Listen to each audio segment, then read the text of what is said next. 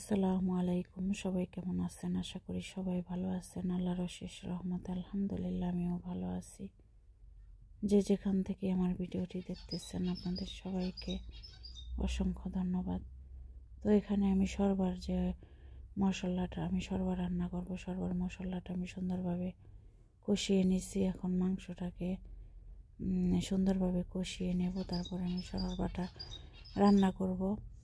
তো এখানে আজকে আমি পুরোপুরি রান্নাটা আর কি দেখাইনি, অন্য একদিন শেয়ার করব। এত বেশি দেখাতে গেলে ভিডিওটা অনেক বেশি বড় হয়ে যাবে, তার জন্য আর কি একটু একটু আপনাদের মাঝে শেয়ার করেছি। আর আজকের ইফতারিতে থাকবে শরবা আর খেপসা, যেহেতু আমরা ভাজা পোড়াটা পছন্দ করি না। আর আমার ছেলেটা 2 দিন ধরে 2টা রোজা রাখলো আজকে দিয়ে। তো এখানে আমি যে শরবার মাংসটা কষিয়ে এখন ফুটন্ত পানি দিয়ে তারপরে গমগুলো ছেড়ে দিছি।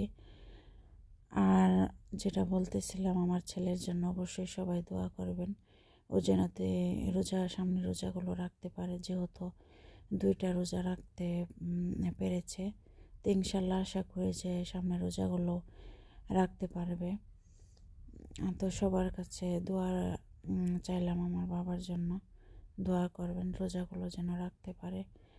আর আমরা যেহেতু বেশি ভাজা পোড়া পছন্দ করি না, তার জন্য ভাজা পোড়াটা আমরা এত খাই না।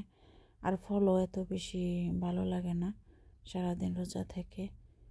তো যতটুকু খাবো অতটুকুই আর কি ফল কাটলাম। এই যে আমার বাবা কিন্তু আসরে নামাজ পড়ে এসেছে মসজিদ থেকে, এখন আমাদের সাথে বসছে যে ইফতার করার জন্য। আমার দুনো ছেলেই গেছিলো নামাজ পড়ার জন্য, মসজিদ থেকে নামাজ পড়ে তারপরে এখন আর কি আসলো 3 জনে। আর শরবতও বেশি বানাইনি। এই যে আমার সরবার কালারটা কিন্তু অনেক সুন্দর হয়েছে, খেতেও কিন্তু অনেক বেশি মজা হয়েছিল।